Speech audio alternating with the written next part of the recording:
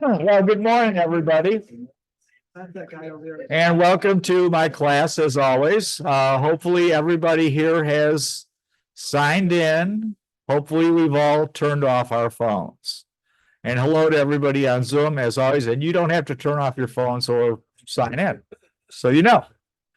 Well, today's class is going to be the atomic bomb and the end of World War II, of course, but we're going to talk about U.S. strategic air power against Japan. But what I'd like to really start with is a little bit about the world situation in mid to late 1944. And when we think about the world situation at that particular time, it should be apparent, not just to the Japanese, but to the Germans as well, that the war is lost. They can't win the war.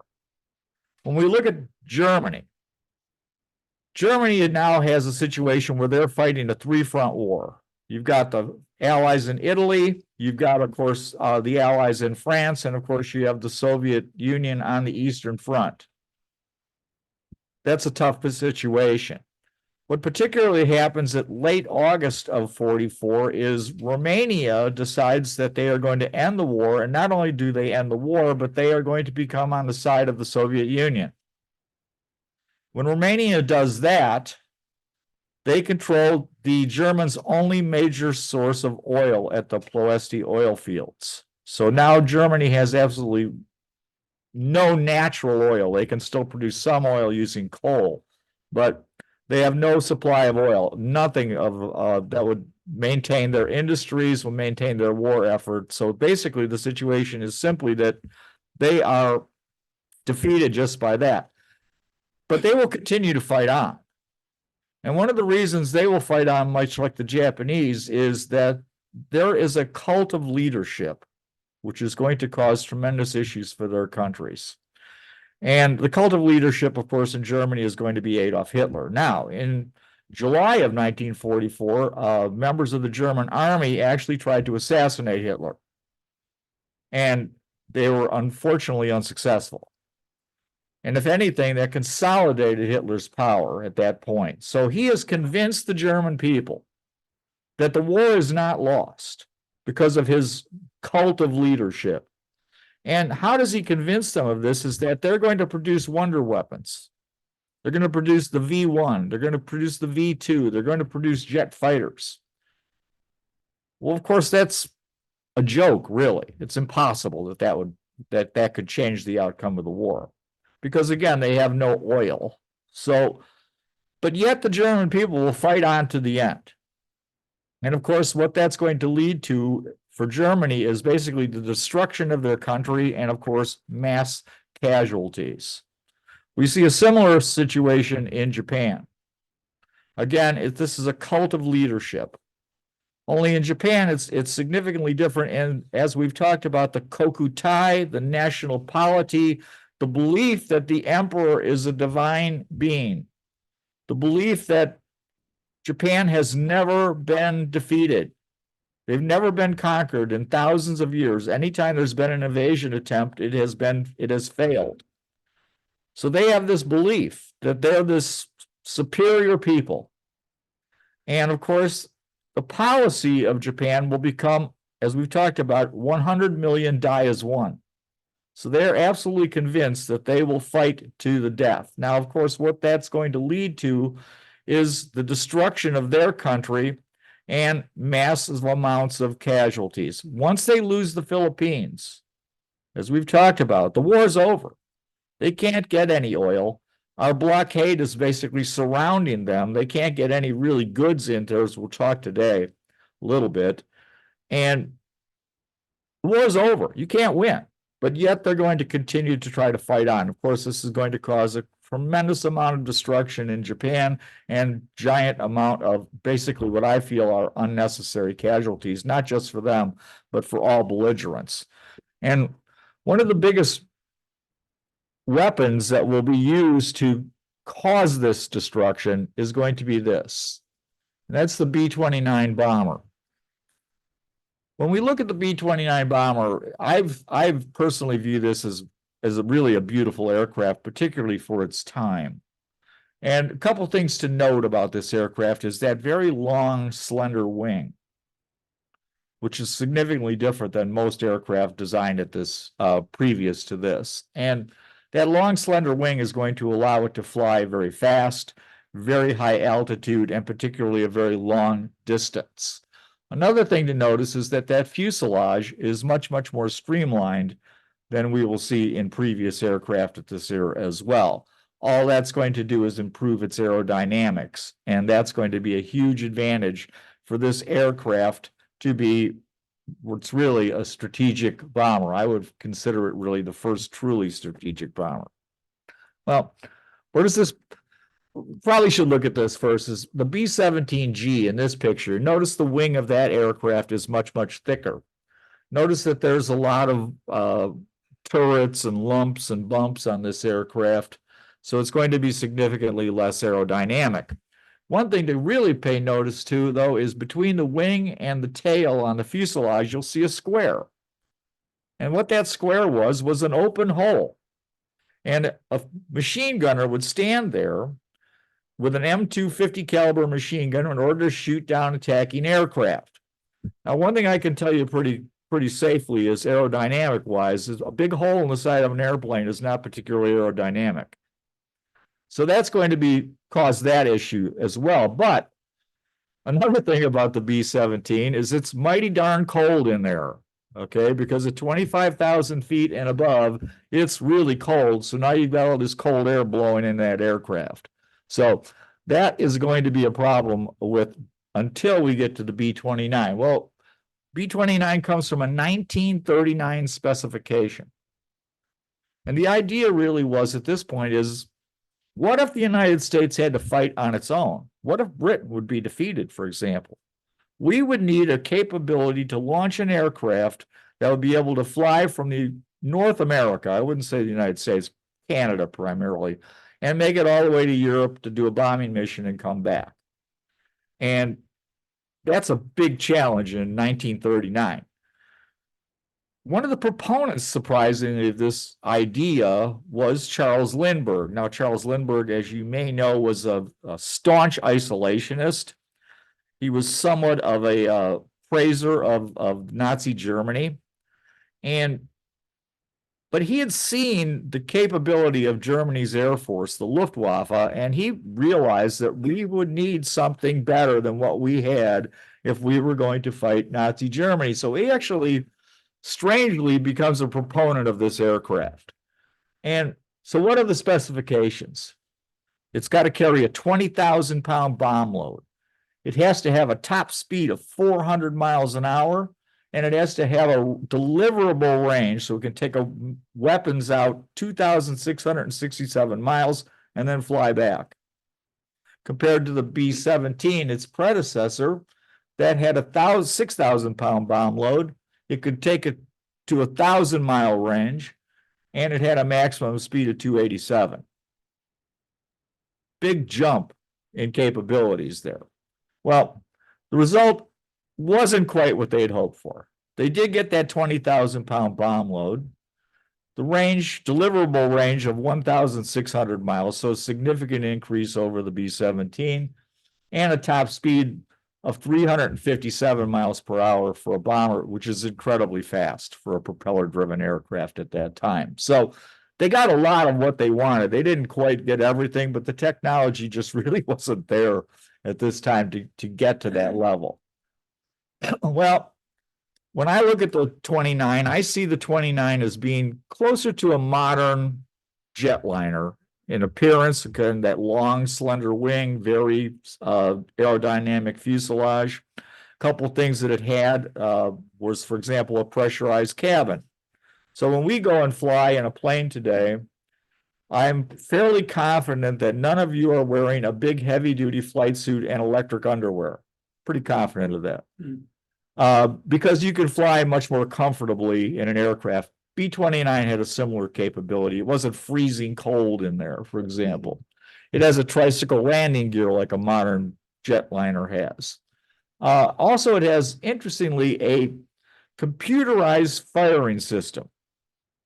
So when we looked at the B-17, you saw that there were turrets on top, and they were glass covered. So a man would actually sit up there, and there'd be a couple of 50 caliber machine guns, and he would direct those 50 caliber machine guns while sitting in this bubble.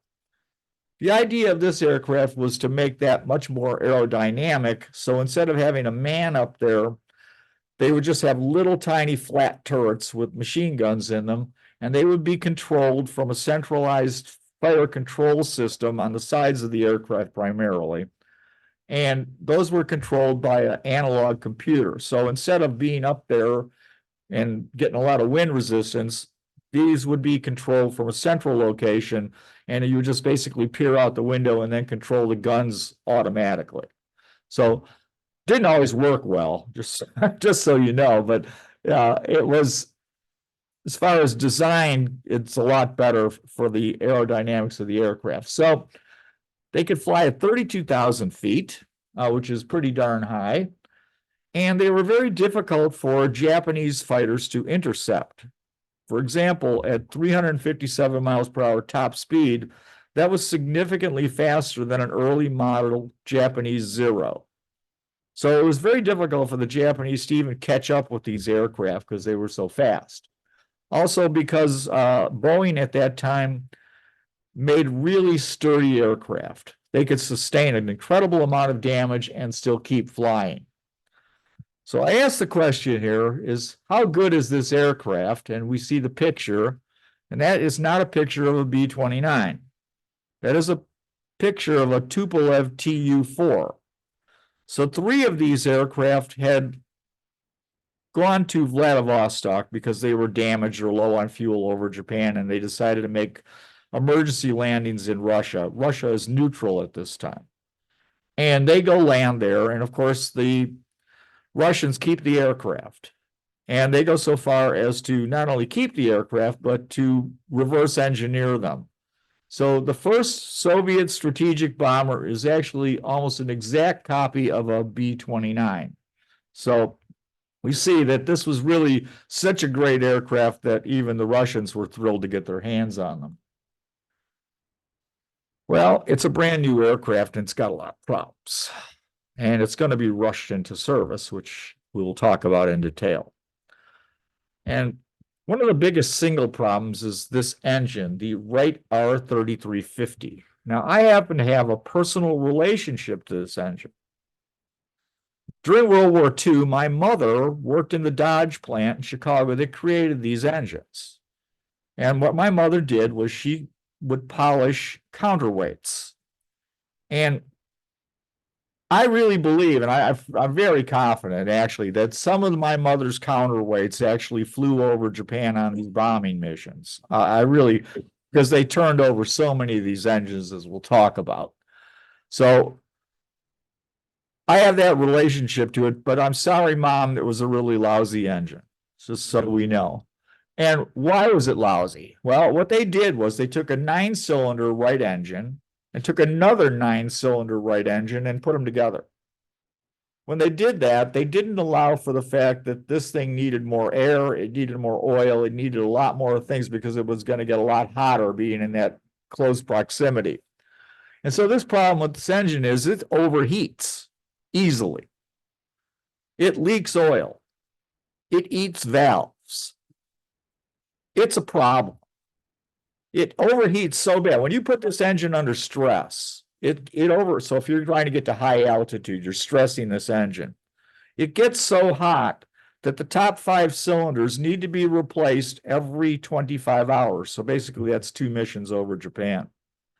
The entire engine needs to be replaced after 75 hours of operation. I've seen pictures, I couldn't track it down. I've seen a picture of a giant mountain of discarded Wright R3350s on, I believe, Tinian Island, that they had basically just taken these things off and thrown them away. So there's this giant pile of these things. And they've got a lot of problems, but probably the most serious, dangerous problem is it has a magnesium crankcase. And if you know anything about magnesium, you know that magnesium, once it catches fire, is mighty darn hard to put out. And so what would happen is they'd get hot, they'd leak oil, they would catch that crankcase on fire, and then in a matter of minutes, the wing would burn off. Hard to fly without a wing, just so we're aware. So more of these aircraft were lost to mechanical failure than they were lost to Japanese defenses. So the lesson here is really don't rush aircraft into service. They need to be perfected, but it's a war on, and for many reasons, we decided to rush this thing in. Well, we're going to build these as quick as we can. If you look at the picture, this is kind of a cool picture, I think, is you can see one whole side is all B-29s. If you look carefully on the other side, you'll see there's another whole side of B-29s there. So this factory is gigantic in Wichita, Kansas. And we're going to spend about $3 billion making this aircraft. And there's a huge problems with it. There's what they call the Battle of Kansas, which is they're trying to get these things out and produced. And what they finally came up with was they needed so many modifications coming off the line that they would come off the line, they would fly them to another location and start doing all the modifications because they couldn't do it all in the factory. And so that was done anything they could to speed up the process to make these things usable. And the B-29 program itself, again, great cost, great hopes. This would be a war-winning weapon, is not going to be controlled by theater commanders. It's going to be controlled by the Joint Chiefs of Staff directly. That had never been done before. We'd always have theater commanders that would control our bombers in their particular area. And that's not going to happen with this weapon. And people like Douglas MacArthur are really angry about this. MacArthur's like, no, I need to control this weapon. And Joint Chiefs are like, no, you don't need to. We'll control this weapon. Thank you. And the only time I can remember this weapon being used for non-strategic purposes was it was a request from Admiral Nimitz. And as you may remember, we talked about Okinawa and the amount of kamikaze that were attacking Okinawa. And Nimitz basically pleads with the Joint Chiefs and says, I need someone to try to knock out these kamikaze bases on Kyushu Island. And so they actually agree to allow some B-29s to be used to try to destroy Japanese airfields, which is really a tactical effort. They're not successful doing this, but at least they did. It's the only time I can think of that this plane was released for non-strategic purposes. Well, one of the big reasons this thing is rushed into service and is going to be basically problematic throughout most of its career is going to be because the United States Army Air Force strongly desires this aircraft to be a war-winning weapon that will set up the situation where they will be able to become an independent force. So basically, they're part of the Army. They're the Army Air Force. They don't want to be the Army Air Force. They want to be the Air Force, which of course doesn't come about until 1947. So that's why they rushed this thing. And again, they just take a lot of losses, I think, that were probably unnecessary because of trying to get this thing into service so quickly.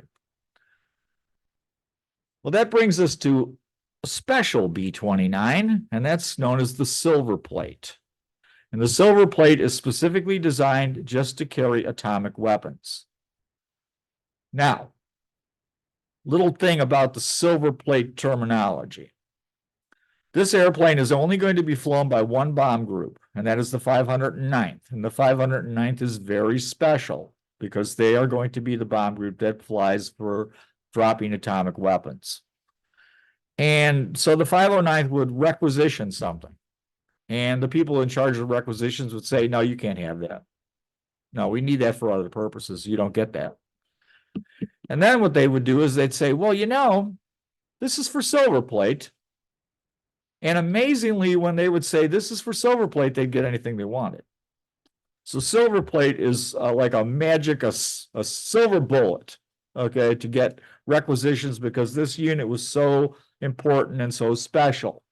Well, a Silver Plate B-29 is different in several ways. First way, most obviously, if you look carefully, it doesn't have any turrets. All the gun turrets, except for the tail gun, have been removed, making it even more streamlined and, of course, reducing its weight, which will help the Wright 3350s from burning up so quickly. The Wright 3350s that are on this plane are going to be special because they will use fuel injectors instead of carburetors and be slightly more powerful. The aircraft will also have the capability to reverse its propellers on landing. So you can actually slow this plane down and have a much more safe landing with this aircraft. So a lot of advantages to the Silver Plate. It still can carry 20,000 pounds of bombs, but the nuclear weapons actually only weigh 10,000 pounds. So it's well within its range. So it's a little faster, it's a little lighter, it's just a little better than a regular B-29 would be. And by the way, they were hand selected. So one big problem though, and B-29s have two separate bomb bays. As we talked about a few classes ago, the original atomic bomb, the U-235 bomb, was going to be called Thin Man. And Thin Man, they felt needed a very high velocity gun inside that bomb to fire a shell of U-235 into a target of U-235 to create critical mass. And that gun was going to be 17 feet long. That won't fit in the bomb bay of this aircraft. Now the question is do they rebuild the entire aircraft to have a bigger, one big bomb bay, or perhaps use the British Lancaster, which would, of course, have a bomb bay big enough to do this? Well, the problem is the Army Air Force, they don't want anything to do with a British bomber carrying our bomb. Fortunately, what happens, of course, is the Thin Man bomb, they realize they don't need that muzzle velocity. Then they make the Little Boy bomb, which will fit in this along with the Fat Man. And so they don't have to modify the bomb base. But it was a tremendous issue with the Army Air Force that they would have to use a British Lancaster for our bomb. Well, please try, it's not the greatest picture, but try to look at this picture as best you can and look at this airfield.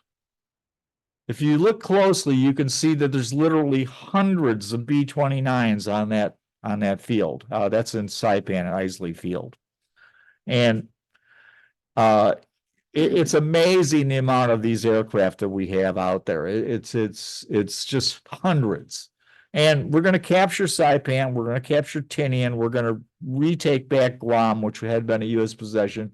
And the base on Tinian, which I have actually been to, at the time was the largest air base in the world. When I was there, it was completely abandoned.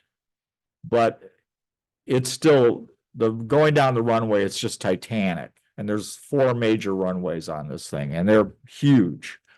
And the idea of the Marianas Islands is we're able to deploy 1,000 B-29 bombers on these 3 little islands. And of course, they can be supplied by ship, which is a huge advantage too. By the way, I recently saw that the island of Tinian, that airfield, is going to be refurbished. And we are going to be using that as a forward base, perhaps an emergency base, in case there's some issues with our friends in China. But so that base is actually going to come back into use from what I've heard recently. Well, the Japanese are going to launch air attacks as best they can. They're going to use the little island of Iwo Jima as a staging area to get to Saipan, and then to get back, of course. And that gives us more impetus for us to capture Iwo Jima. Just so you know, Iwo Jima is roughly halfway between Saipan and Tokyo. It's about 700 miles off the coast of Tokyo. And what they have there is they have a radar. So that's warning the Japanese that we have planes coming. So that's the reason we want to invade. But of course, they have other islands that radar says really kind of didn't make any difference. The other issue is we want to use the base ourselves in case B-29s are damaged or low on fuel, that they can land there, refuel, and basically then get back to Saipan, Tinian, et cetera. Or possibly we could use these for a fighter base, because there's no fighter we have that can possibly go from Saipan all the way to Japan and back. But from there, we're going to create some special long-range fighters, particularly the P-51H and the P-47N. And the idea is that we will stage fighters on Iwo, and then they will be able to escort our bombers in. So the huge loss that we had taking Iwo Jima was a terrible battle, really. Was basically driven by the United States Army Air Force. It wasn't driven by the Navy or really anyone else. It was basically a request by the Air Force to have this capability of capturing that island. And when we look at two things, when we look at the B-29 and atomic weapons, the ability we have now achieved is basically unprecedented and will change the nature of warfare forever.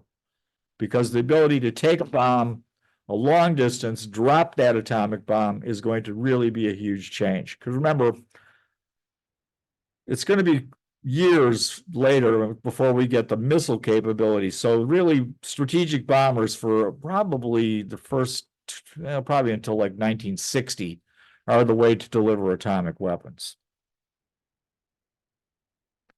But what are the Japanese doing? What is their capability? And what they're going to do is they're going to do this. They're going to create a thing called the balloon bomb. And it shows you the difference in industry and technology between the United States and Japan at this particular time when we see this thing. And the idea was they would launch these balloons up, they would catch the jet stream, and the jet stream would take them all the way across the Pacific, and they would guess about how long that would take. And they had a timer. And when they got over Canada or the United States, particularly the forests, they would then drop a couple of little fragmentation bombs, and they would drop an incendiary bomb. And the real idea of this thing was it would start forest fires. Now, we know today, of course, that forest fires in the Northwest are a big problem. And the Japanese were well aware of that at this time as well. Yeah. So they basically wanted to start forest fires with this. Well, it's not a particularly great idea. Originally it's created with rubberized silk to make the balloon. Well, they're running out of rubber because they can't get anything from Malaya any longer because of our blockade. And they start to use a thing called washi paper, and it's actually being built by Japanese schoolgirls. It's first launched in November of 1944. Last launch was in April of 45. They launch about 1,000 of these. And when we would see one coming down the United States, we'd send up some fighter planes and shoot it down. So it was a bit of a problem, but the only thing it actually achieves as far as casualties goes is it kills a school teacher and 5 children in Oregon. And what is believed occurred is that one of these had crash landed before it dropped its payload. And these kids and the school teachers see this thing, and the kids probably started playing with it, and one of them detonated a fragmentation bomb, and that's why you have the casualties. But other than that, they never really achieved anything very much.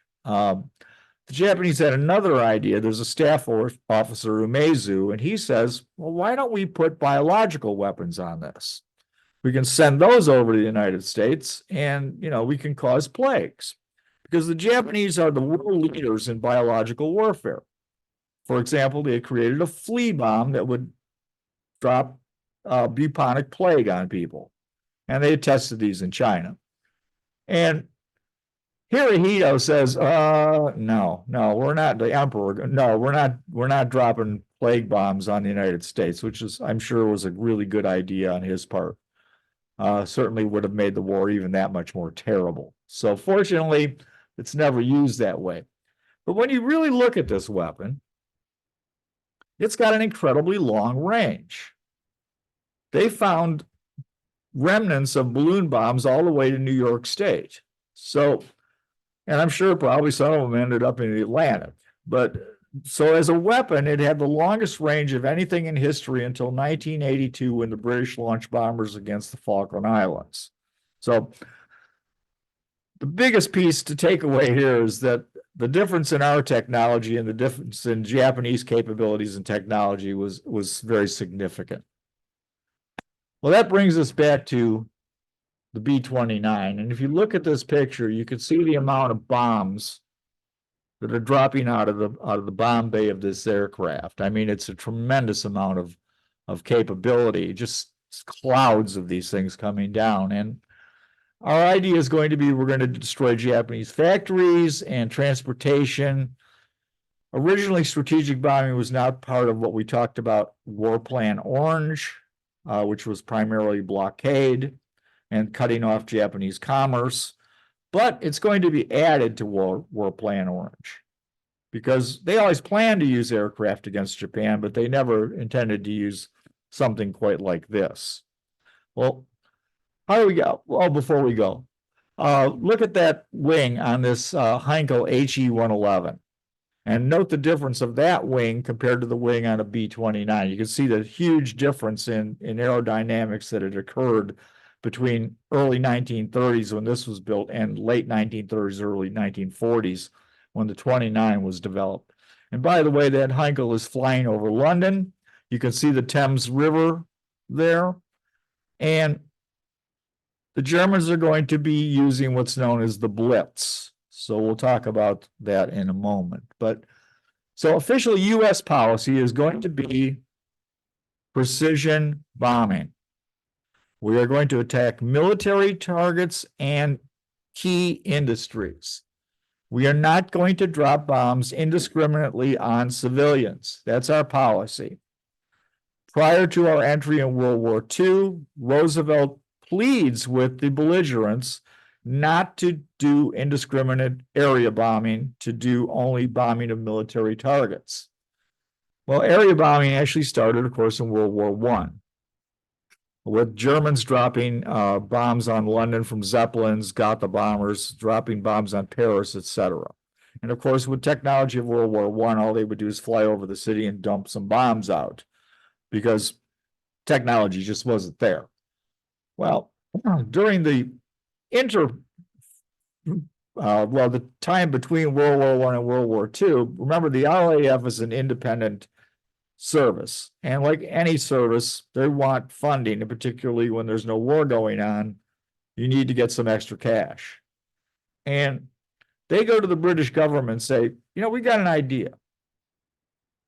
Instead of having the army police our colonies, we can use airplanes to police our colonies. So let's say some tribesmen in India get out of hand. So instead of sending the army in, it would be much cheaper for us to send a few bombers over, drop some bombs on the village, and get these people back in line. And they actually do that. They use bombers to police the colonies between World War I and World War II. Well, realistically, the Axis is the first people to do what's known as area bombing, or we'll refer to it as morale bombing. The idea is you will destroy the morale of the enemy's people by burning their houses down, destroying their cities, make their lives so miserable that they will go to their government and say, we need to end this war. That's kind of morale bombing. We see that in Abyssinia by the Italians. They actually dropped poison gas bombs. We see that, of course, with the Germans supporting Franco in the Spanish Civil War with the attacks on Guernica, very famous. And of course, the Japanese in Chongqing starting in 1938 until 1944, which killed anywhere from 10,000 to 15,000 Chinese. So you can blame the Axis really for the mass bombings of World War II in that regard. Well, the British are trying to do daylight attacks originally. In fact, actually, initially, and I find this surprising. The Germans are very restrained about bombing cities too. Same with the French, except for there's one difference for the Germans. Of course, they were not concerned about the fact that in 1939 they bombed the center of Warsaw, but the fact is the Poles just didn't really have the air power to strike back, so the Germans thought, well, they'll probably get away with this one. But up until from 39, September 39, until 1940, May, there's really almost no bombing of anything but very, very strict military targets on all sides. Well, of course, that's going to change. But in order to hit things, of course, you need to fly in daylight. And the British are trying to sink German warships. And they very famous raid. They send a bunch of Wellingtons over to try to destroy German warships at the port of Wilhelmshaven. And they get slaughtered by the Luftwaffe. It's just a disaster. And basically all their daylight raids that the British try to have are basically shot down. The Luftwaffe's fighters are just too potent. And again, they're out of range of being escorted in by British fighters. So the British realize that they're taking unsustainable losses. They got to do something because they're gonna bomb one way or another. And what they decide they're going to do is they're going to switch to night bombing. Well, when you're trying to do night bombing, you really can't see what you're aiming at. You need really large things to hit. And they decide, well, that's what the only thing we're capable of doing without unsustainable losses. And they start doing a survey, I believe in 42. And they find that night bombing is so inaccurate that they can't hardly get any of their bombs within 5 miles of an intended target. So they can't hit anything but the center of a city at the very best. And sometimes they don't even hit the right city. It's not uncommon for them to drop bombs on there's a belief, I can't remember what year, but a bunch of British bombers actually bombed a French city by accident, thinking it was German. So it's problematic to technology at this time to do this, but they can generally find the center of a city. And so that's generally what they will do. And they have a name for this. They call it dehousing. Now, hopefully you weren't home when you got dehoused, but I guess sometimes you would be. So it's really just kind of sugarcoating on this whole idea of burning people's cities down and blowing them up. And the policy really is going to be to attack German morale. In other words, make their lives so miserable that they will revolt against the Nazi government and end the war. The one big success they have is at Hamburg. And the reason they have a success at Hamburg, by this time they're using a lot of radar trying to find centers of cities. Now, you can't pick out a building or a factory, but you can at least generally find the center of a city using ground radar. And the fact with Hamburg is it's on the coast. So you can come in and you can see in the radar the difference between land and water pretty obviously. So they are able to take a 3-day attack on Hamburg, 3 huge night attacks, and they have a big advantage. It's been very hot, it's been very dry, and it's really windy. And they drop a lot of incendiaries on Hamburg, and they basically burn the entire center of the city down. They kill about 40,000 Germans. Of that 40,000 Germans, I believe about 900 were military personnel. So it's terror bombing by any other word. Well, the United States, we are totally convinced that we're going to do precision bombing. And precision bombing is the way to go because that's going to destroy the enemy's means of production. It's really developed here in Alabama, in Montgomery at Maxwell Field. It was field at that time, not air base. And it is the Air Corps, not the Army Air Force. Again, it's earlier. Air Corps Tactical School. And these people are true believers in this. They're referred to as the bomber mafia. And they believe a couple things, that the bomber can always get through, that if you can hit precision targets, that you will cut down casualties. They saw the terrible casualties from World War I, and their biggest goal is to reduce casualties by knocking the enemy's capability to make weapons, and that will cause the defeat of the enemy.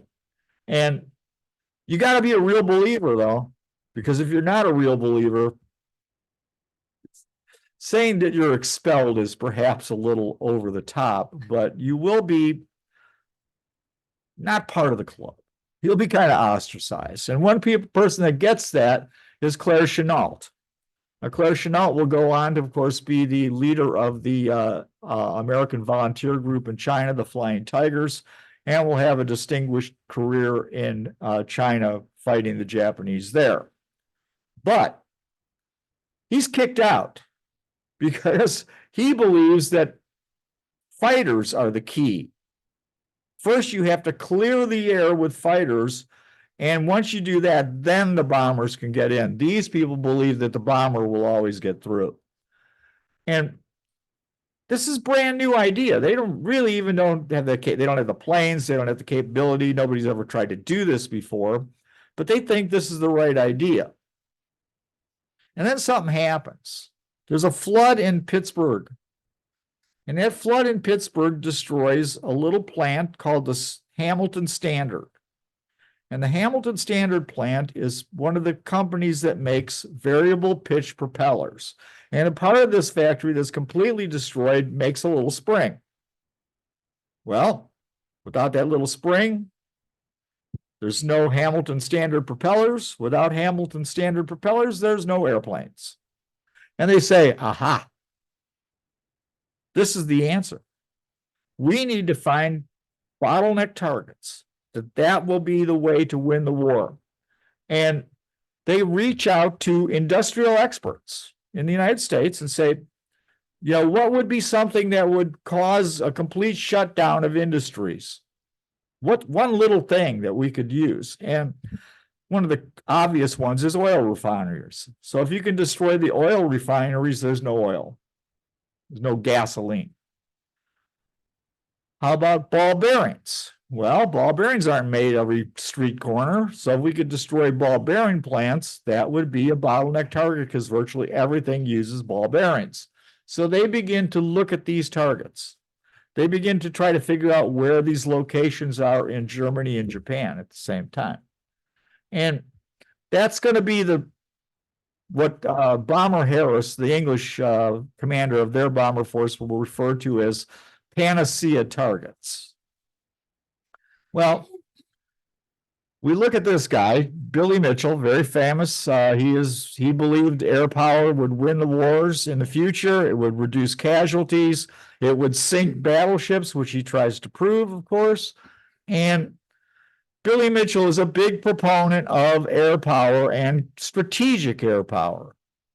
But he also says this: Japan's paper cities are perfect for incendiary bombing. Well, incendiary bombing is anything but precision bombing. Well, that brings us to how are we going to do precision bombing? Well, the first thing you have to do is you have to fly in daylight. Got to be able to see the target.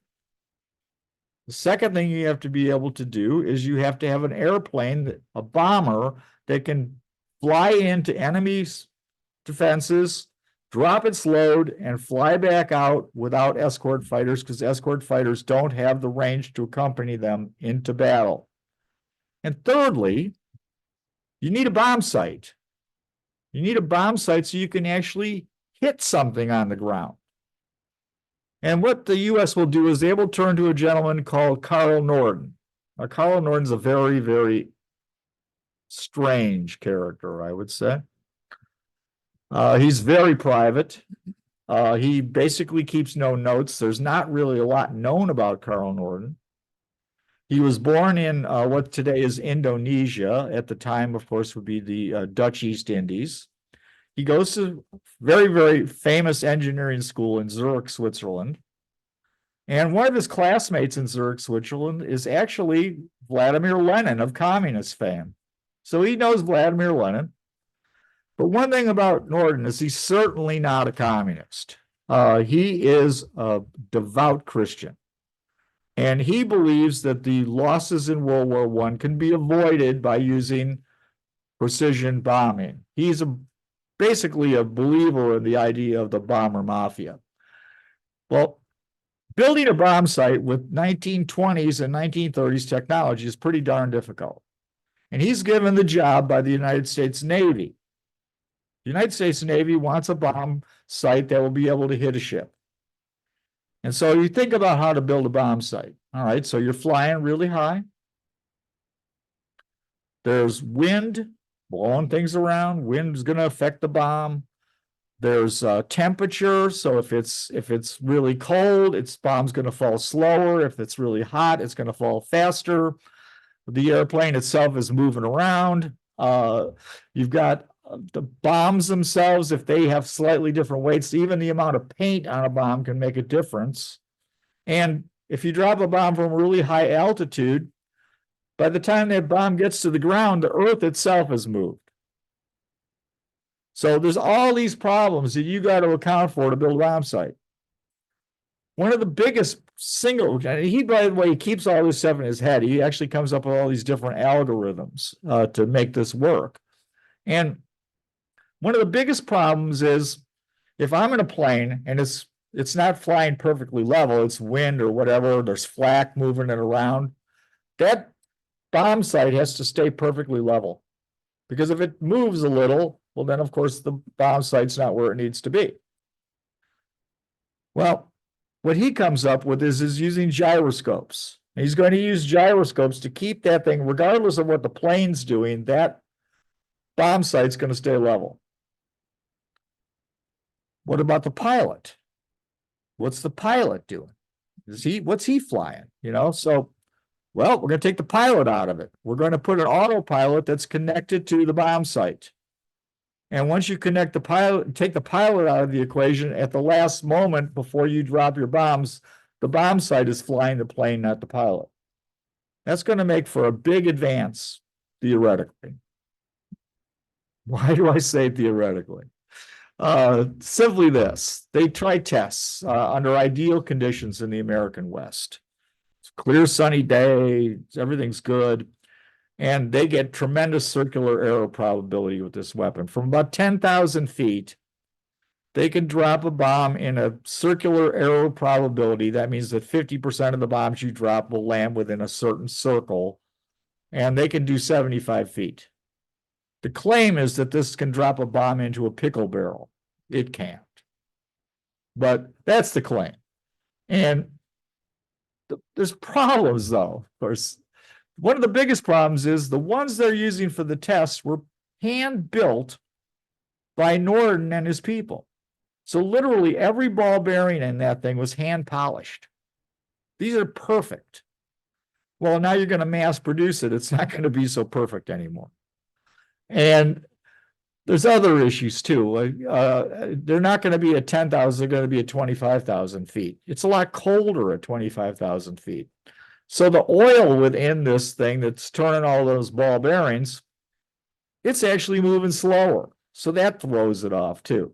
So they never ever get quite what they expected to get out of an Norden bomb site. It's never going to be nearly as effective.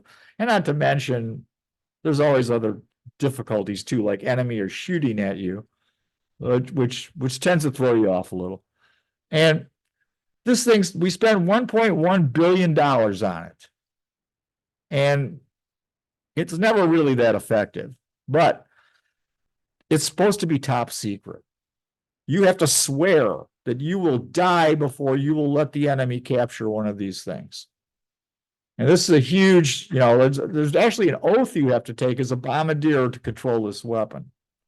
And we are really protective of this throughout the war. Well, as it turns out, there was a German spy in the Norden plant in 1937 who went to Germany and basically rebuilt one, gave them the plans. So since 1937, the Germans knew all about the Norden bomb site. So, in fact, they basically copied it. Wasn't any more effective for them either, to be honest with you. But the fact is, it was, I'll protect this to the death, but There was no reason. So a lot of problems with bomb sites. Well, the US realizes that the British have had all these problems trying to do daylight raids. But we're still going to do daylight raids because you know what? We're Americans. We can do this. But we go to the British and say, because the British are like, you should do night attacks with us. And we go, well, the night attacks weren't effective on you. And, you know, when they bombed London and the Blitz, you know, your people didn't surrender. And they go, well, of course our people didn't surrender. We're British. We're better than those Germans. So the whole idea is really, there's a lot of nationalism involved as well. So U.S. bombers are really designed for this task. Our bombers fly higher than British bombers. Our bombers fly faster, and they're much, much better armed. Of course, there's going to be a problem with that. But if you're going to do that engineering-wise, what happens? You're going to carry a lot less bombs. But our technology in the Norden bomb site, we don't need a lot of bombs. So they're going to try this, and of course, we're going to have terrible losses against German fighters. And it's not until we develop the P-51D when they can escort our bombers over Germany and basically destroy the Luftwaffe that we are successful with these types of raids, daylight raids. But what's not said to the United States people is this, is that, you know, once in a while, in fact, pretty darn often, it's mighty darn cloudy over Germany. And if it's cloudy, I can't see that factory with that Norden bomb site. And if I can't see that factory, then I got a huge problem because I can't use the Norden bomb site. But we do have radar. It's the same radar the British have. Can't see very well, but we're going to try to use radar and we're going to dump our bombs. And we drop almost 50% of our bombs using radar. So the question really stands is, when we were fighting over Europe, we were not just doing precision bombing raids, we were basically doing area bombing a significant amount of time as well. So area bombing is nothing new for the United States really going into this. Yes, sir. Here to dollars since today, but dollars worth. I don't know how to make a number that you do. $1.1 billion back then is versus today is a lot of money. Zero. Well, I'll give you a base number. When I talked about Oppenheimer's inheritance, I believe his inheritance was about $397,000, which translated in today's money is about 8.4 million. So that gives you a base number of how much that cost would be. It's a big number. Inflation isn't getting any easier. So anyway, we did area bombing. Well, I like to point out this particular picture, and notice that is a B-29 that's painted green. So it's a very, very early version of the B-29 because we decided at some point that there was absolutely no point in painting these things. By the way, Army planes were green, Navy planes were blue. Don't paint it because first of all, there's no need. And second of all, it saves weight. Surprisingly, there's a significant amount of weight to put that much paint on an aircraft. So not going to bother with it. So the first deployment of that B-29 is going to be to India. And just flying from the United States to India, we lose a bunch of planes because they're so darn unreliable. And the idea is they're going to support Chiang Kai-shek, and they want to get this thing in range of the Japanese as quickly as possible because they want to justify the use and the building of this weapon. And again, it does have a lot of range, but it cannot possibly go from India to Japan. So they're going to use bases in China. And they do launch their first attack on Bangkok, Thailand. And it's not particularly successful. We lose 5 airplanes, none of them to enemy defenses. All of them are lost because of mechanical failure. To my point, this problem is huge with this aircraft. Well, like I said, they're going to stage into these temporary bases. So what they're going to do is they're going to be in India. They're going to fly to little landing strips that have been hand built by the Chinese nationalist government. Literally no bulldozers or anything. People build them by hand. And then they're going to fly from there to Japan. Big problems. There's no fuel in China. There's no bombs in China. There's nothing in China except a strip. So everything has to be flown in to support these missions. So everything is being flown in over the Himalayas. Well, to get 1 gallon of gas that you can use to attack Japan, it takes 15 gallons of gas to get it to China. So using B-29s as cargo aircraft is not a particularly good plan. It's a really bad plan. And then even then, once you get to China, the only place you can attack in Japan is the southernmost island of Kyushu. There's not a lot of major factories on Kyushu. There's a couple of coking plants. But we're doing everything we can to get this thing into service as quickly as possible. Then, of course, you've got the problem with it's mighty cloudy in Japan. And so they can't, half the time, they can't even see the target. So the numbers are terrible. We get really unacceptable losses, again, not so much to the Japanese fighters, but to Japanese anti-aircraft fire, but because of mechanical failure. And they do have one key success, though. They decide to try a firebombing raid on Hankow, China. Quite successful. They learn very quickly that Asian cities burn really well. It burned for about 3 days. So Hankow, China had a bad time at that particular point, but we learned something about what was going on and how we could change things perhaps in the future. Well, all this is going to change because it's impossible to do what we're doing in India. But what we can do is we can use those Marianas Islands. And again, the Army Air Force urges the Navy to please take the Marianas as quickly as possible, which they do. And as you see in this circle, you can see that the Marianas Islands are within range of the main Japanese island of Honshu, which is most of their industry is located. It's not up north, up in Hokkaido. But basically that's where they're, so now that's in range. Big advantage. Can put 1,000 planes on there, like I said. Most important is they can be supplied by sea.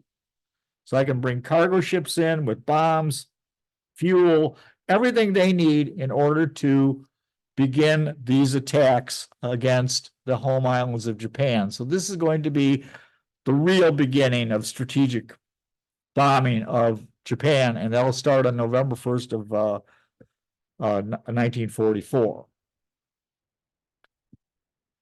I think for the rest of the lecture, I'm going to do this, just so you know. Well, I mean, if this isn't a staged picture, I don't know what is, but it's so pathetic, really. I think I pointed the man. But anyway, so this guy is General Haywood Hansel. And Hansel is a bomber mafia strategist. He's a true believer. This is the way to win the war. I'm going to be able to do this. I'm in charge of the 21st Air Force in the Marianas Islands, and we're going to be able to do this. And we don't need fighter escorts. We can get through because we got the B-29. And he's going to destroy bottleneck targets, and the bottleneck target he picks is going to be the Japanese aircraft industry, particularly Japanese aircraft engine factories. Get rid of the engine factories, get rid of the airplanes, no need for fighters, because we can just fly anywhere we want because they won't be able to stop us. Well, mighty cloudy in Japan. And he launches the first mission, 111 planes. 24 of those planes actually see the target and drop their bombs theoretically on it.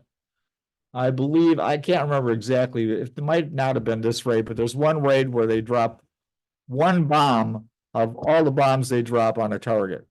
It's really hard to hit things you can't see. Well, there's going to be some other issues with this too, though, of course, because these are coming in at really high altitude. It's causing a lot of strain on those engines. And then they discover something that they were totally unaware of existed, which is amazing to me because the Japanese were well aware of it. They discover the jet stream. Well, the jet stream goes, it's particularly in goes a lot of times over Japan, and it basically the jet stream goes all the way around the world. It's a river of wind about 130 miles an hour. It's generally about 100 to 200 kilometers wide. It's going right over Japan. Mighty darn hard to drop bombs in a jet stream. If it's got a tailwind, you're going too fast. So you can't get your bombs anywhere near where you're trying. If you're going into it, you're going too slow and you're a target for enemy anti-aircraft fire. If you go across it, or actually anywhere, the jet stream is going to scatter your bombs. They're not designed to go into 130 mile an hour wind and hit anything. So the jet stream basically takes the whole idea of strategic bombing and throws it out the window because of weather. Well, as we've talked a bit about, war is getting more and more terrible. It basically, restraint is going out the window by 1944. And I give an example of that. The Germans began to use the V1, which is basically a cruise missile, and the V2, which is an intermediate range ballistic missile, to attack British cities, particularly in Antwerp, but mostly London. And this enrages Winston Churchill. He's totally angry by this.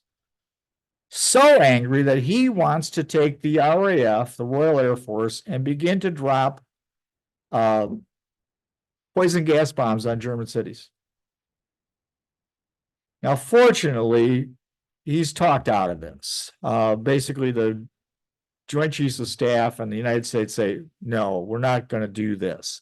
But that's how angry he is. So war is just becoming more and more, people want it over, and they don't much care much how they do to get it over. And there's another piece, of course, when I talk about the B-29, they can't afford it to fail because they want to have an independent Air Force. So that is another key piece. So this guy, General Hap Arnold, he is in charge of the United States Army Air Force. He is on the Joint Chiefs of Staff. And he says, we need to test firebombs over Japan. And it's imperative to know Army Air Force capability against Japanese cities. What just so happens, there's a large stockpile of incendiary bombs on the Marianas. And Haywood Hansel resists this very much. He doesn't want anything to do with this. He basically, this isn't his idea. He wants to do strategic bombing, and Arnold fires him. He's going to bring in this guy, Curtis LeMay. Now, some of you may remember Curtis LeMay ran with former Alabama Governor George Wallace in 1968 as his vice presidential candidate. He's known as an operator. He's not a strategist, but he's a guy that gets stuff done. And he's pretty amazing at that. He does a great job in Europe with B-17s. He is actually portrayed in the movie Dr. Strangelove, some of you may remember, as General Buck Turgidson. So he's quite a leader. He's quite successful, and he doesn't put up with a lot, to put it bluntly. But he comes in, and he's going to improve maintenance. He's going to get better living conditions for his crews, and he's going to continue with the precision doctrine, and it's not working. There's nothing you can do with the jet stream and clouds that'll make precision bombing work. So it can't be done. But he's going to try something else because he's afraid he's going to lose his job. If he doesn't make this bomber successful, he's going to be just like Haywood Hansel. He's going to be out in the street. And he's like, well, I got to come up with an idea. Well, what's the biggest problem? Well, if you're dropping too high, there's clouds, you could fly under the clouds. If you fly low, you're underneath the jet stream. Solves that problem. What's the other problem? No, now as the Japanese fighters, you're in trouble. So you can't avoid Japanese fighters when you're bombing from low altitude. So what's he going to do? He's going to use radar and he's going to bomb at night. So basically, we're not going to use strategic bombing. We're going to use area bombing, and we're going to use incendiaries. And the idea is you'll send a big enough stream of bombers over to overwhelm the Japanese defenses and their firefighters. You're going to save weight from the bombers. You're going to take out almost all the machine guns. You're going to take that and take it off the plane. You're going to take all the people that operated those machine guns. You're going to take them off the plane. You're just going to leave a tail gunner, much like a silver plate. And so that'll save weight. That'll also take stress off those engines. They're not going to be climbing high. Plus, the plane weighs less. Also, if you don't climb high, you don't need as much fuel. Well, if you don't need as much fuel, what can you do? You can carry more bombs. So he's going to strip weight. He's going to do everything he can to exploit a gap in anti-aircraft fire. Quickly, the anti-aircraft fire, the way that works is they have 75 millimeter and 120 millimeter long-range guns. If I'm flying up high, they're not automatic guns. They have to be hand-loaded. If I'm flying up high, they can see me a longer time. If I'm flying low, it's quicker. The low-altitude anti-aircraft gun is a 25 millimeter autocannon. It's a very, very inefficient design, and it only has a range of 5,000 yards. So what I do is I fly between 5,000 yards and 9,000 yards, and I'm in a sweet spot for anti-aircraft. So that's going to stop it. Plus, it's nighttime. They really can't see well. And he does this basically on his own. He doesn't inform Hap Arnold that he's going to do this. Basically, sends him a note the day before. And this plan is already in the works, so it can't be overridden. And the crews, though, they're terrified. This is like, you want us to do what? We're supposed to come in at 32,000 feet. We're supposed to have guns on our planes. I can't do this. I mean, what are you, crazy? But LeMay says, no, guess what? I'm in charge. You're going to do what I say. And they do. Well, one of the things they're going to do is they're going to drop this, which is probably the most effective incendiary device created in World War II. And this is the M69 aimable cluster. What this consists of is little steel tubes that weigh about 6 pounds. Inside that steel tube is a sack of napalm in a cheesecloth sack, and it's going to have a little explosive charge and like a kite tail. And what you do is you take these things and you make a bundle of them of 38. And you put this bundle on a B-29, you fly it over, it drops, and at 2,000 feet, it opens up and scatters these little steel tubes. Well, the kite tail comes out, so it doesn't accurate, but what it does is it keeps the nose down. When it hits, there's a 3 to 5 seconds delay. In other words, it will penetrate into a roof or whatever. And then what happens is the explosive charge detonates, and that napalm goes squirting out the top up to 100 feet. Napalm's mighty darn effective because napalm is sticky.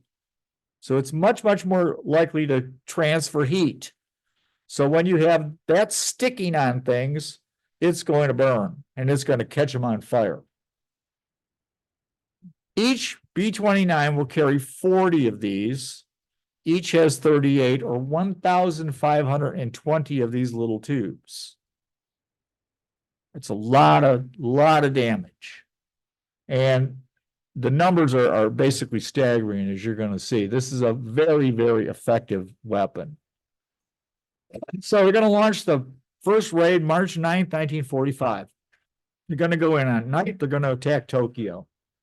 He's going to send 325 B-29s. That's a large number. Remember, the numbers keep growing as time goes on about how many B-29s we have. 86% are going to hit their primary target. 1,655 tons of bombs are going to hit Tokyo, mostly M69s. From what I've heard, The number of M69s that actually hit Tokyo that night were about 400,000. Japanese firefighters are totally overwhelmed. And once again, it's perfect weather for a firestorm. It's very dry, it's warm, and it's windy.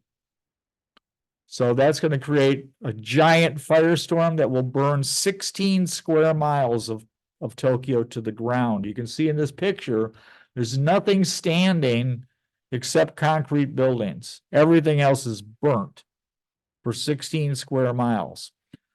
The estimates of dead are approximately 80 to 100,000. Some people believe this is the single greatest loss in life in the history of humanity in a single day. And that is what we're capable of doing with conventional weapons, not atomic weapons. It's going to go what I refer to as 10 days of hell. Over the next 10 days, he's going to firebomb 4 other Japanese cities. You can see here again, another city burnt to the ground. We're going to continue to do this until he literally runs out of incendiary bombs. Gets a message from basically headquarters and says, editorial comment is beginning to wonder about incendiary attacks on cities. We urge you to continue the present line that this is necessary to eliminate home industries and that it is strategic bombing. And then it says, guard against anyone stating this is area bombing. So it's constantly told to the United States people that we don't do this type of thing, that we only do precision bombing. Of course, the justification is that Japanese factories are in densely populated areas and they are fed supplies by little outlying factories in local houses. So basically these little local, has maybe a drill press or whatever, and he feeds parts into these factories. That's the justification for burning these cities to the ground. And people, particularly in some of the religious community, are beginning to protest. Not a lot, but there's some. So there are people in the United States that are saying, this doesn't strike us as being actually strategic bombing.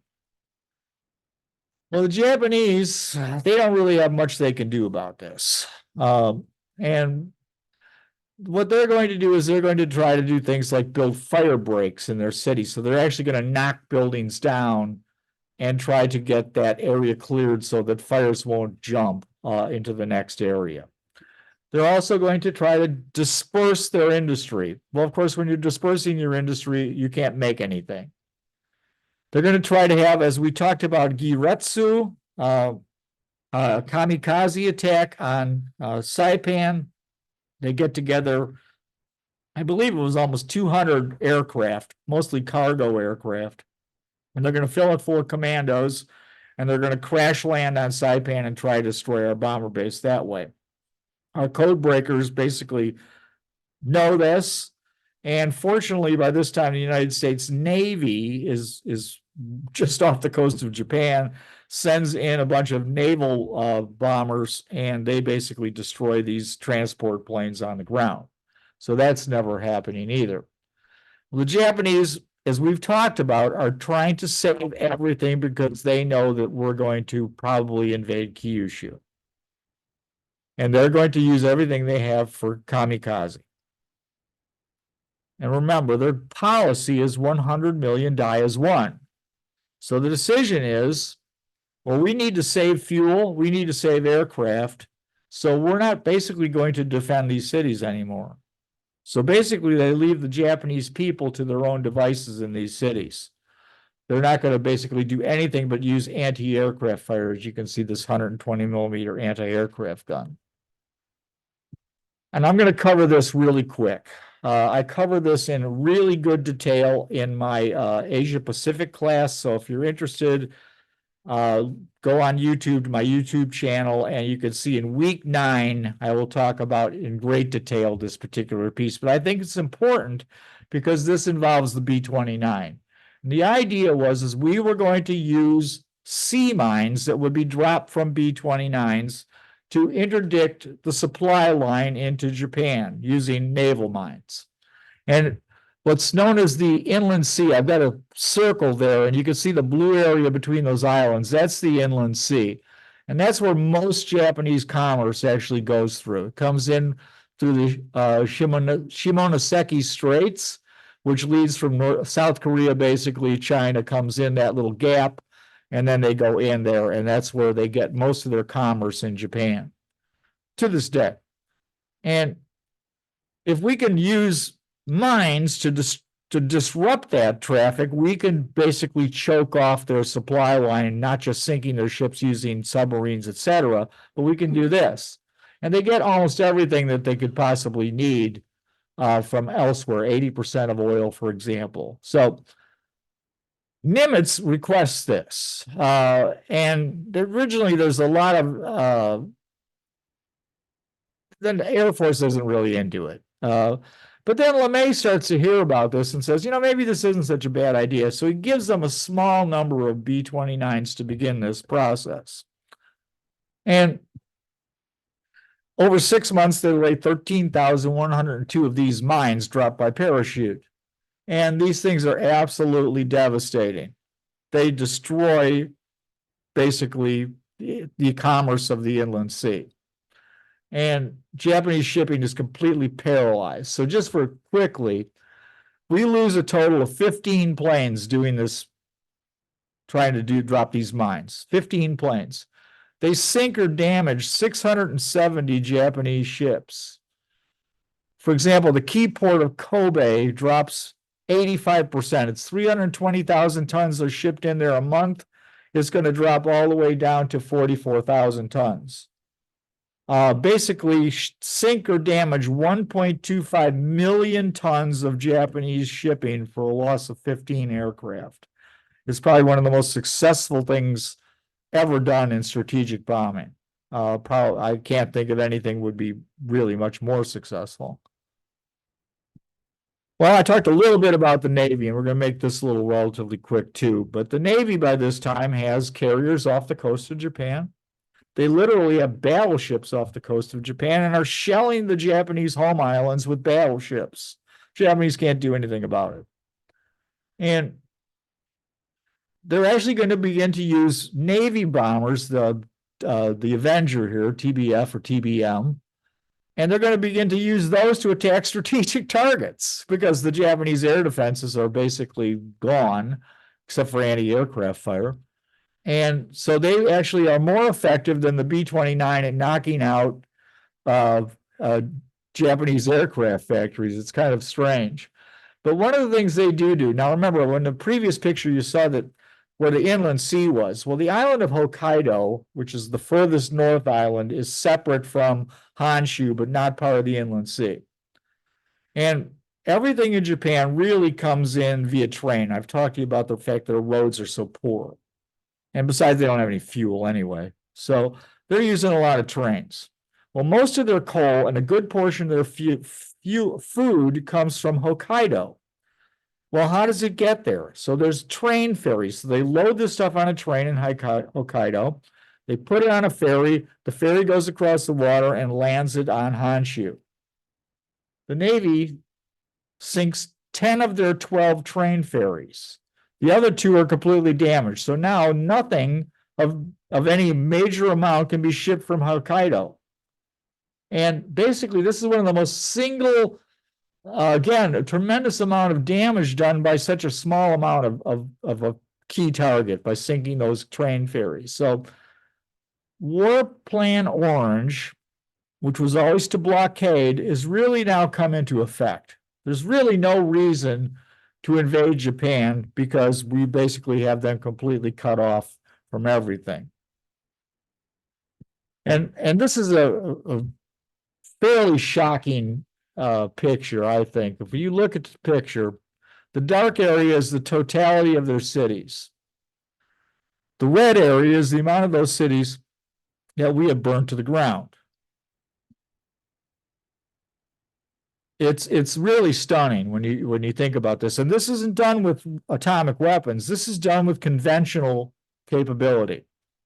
So we have attacked 59 smaller cities and burned to the ground 76 square miles of those cities.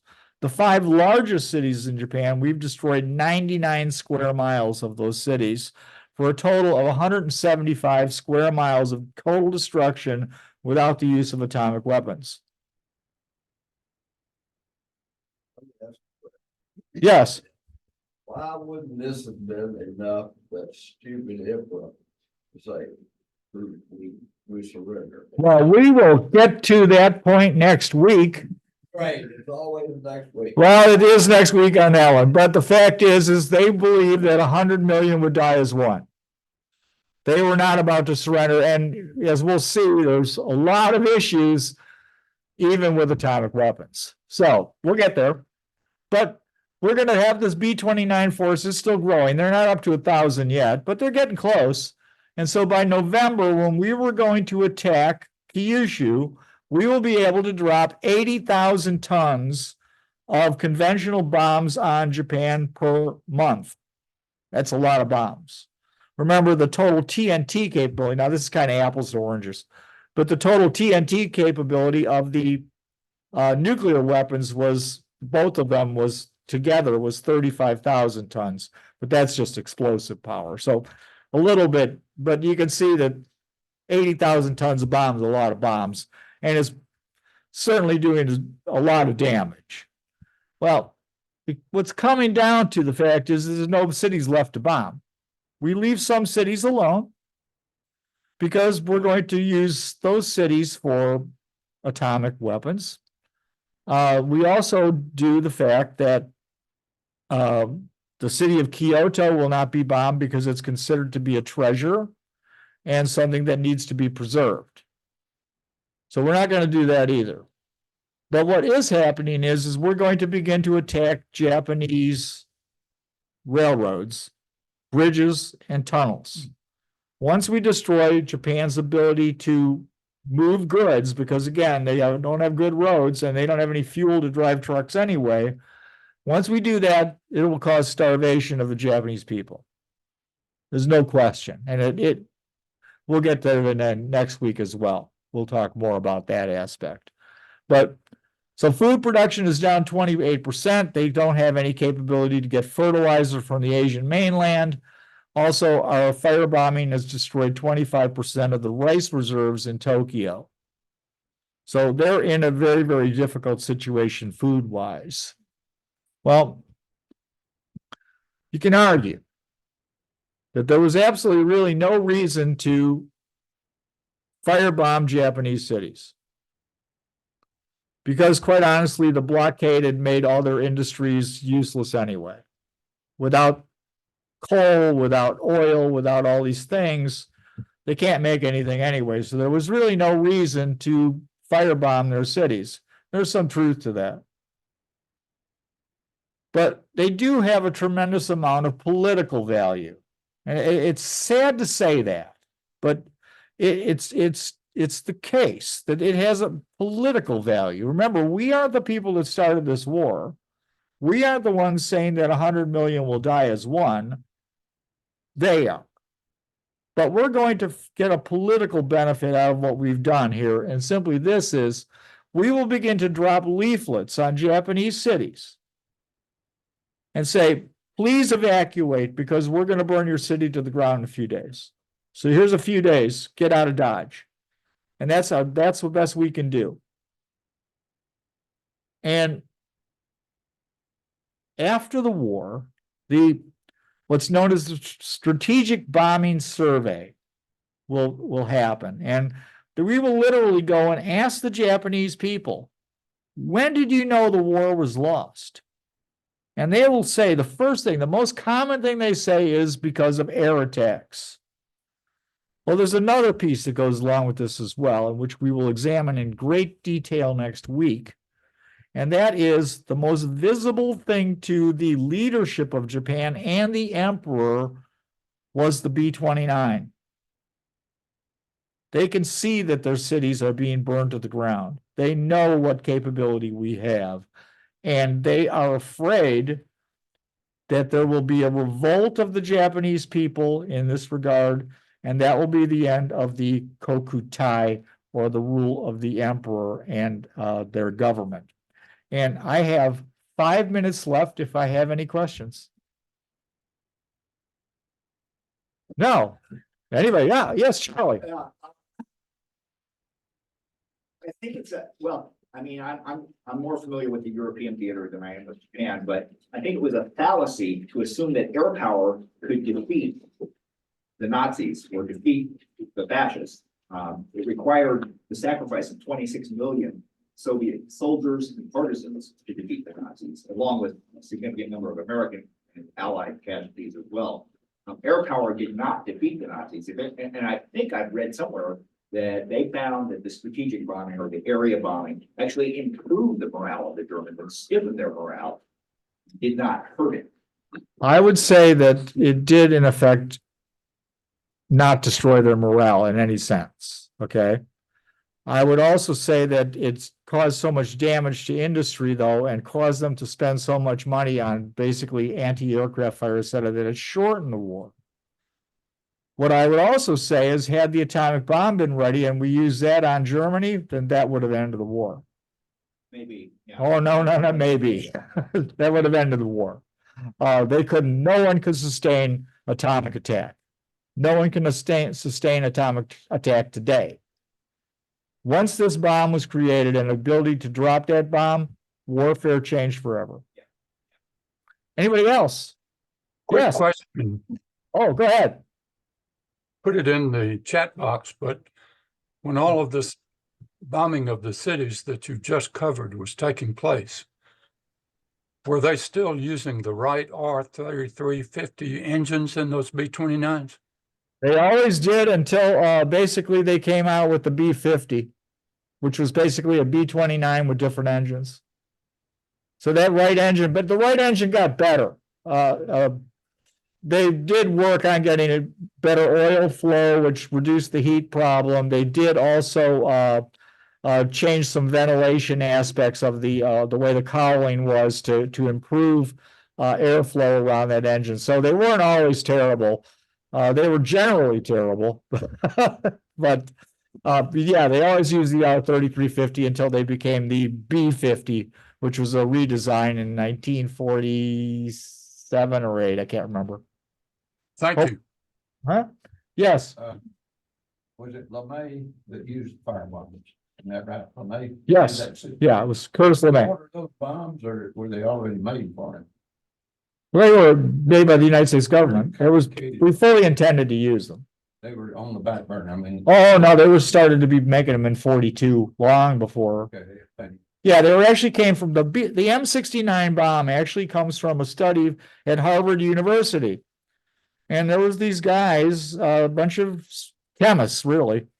And what these chemists, they were way into fire. That's the best way I can describe it. They would like burn things and they would get all excited about trying to catch stuff on fire. And that's what they did. It's kind of interesting when you read about them, how they were so happy about burning things. But that's what they were. And they had discovered that there was DuPont had come up with this new kind of paint. And the problem with the new kind of paint is it sort of caught fire all on its own, which is the problem for paint, by the way. You probably don't want to use that on your house. But they started investigating it, and the group that basically investigated that, there's the ones that came up with napalm. So So he knew they were available. oh yeah. He made- Oh yeah, yeah. He's the one that made the decision. Yeah, he made the decision, but he was driven by Hap Arnold. Hap Arnold wanted it done. Yeah. So I guess that's it, unless anybody else. All right, hopefully we'll see you next week for the last show.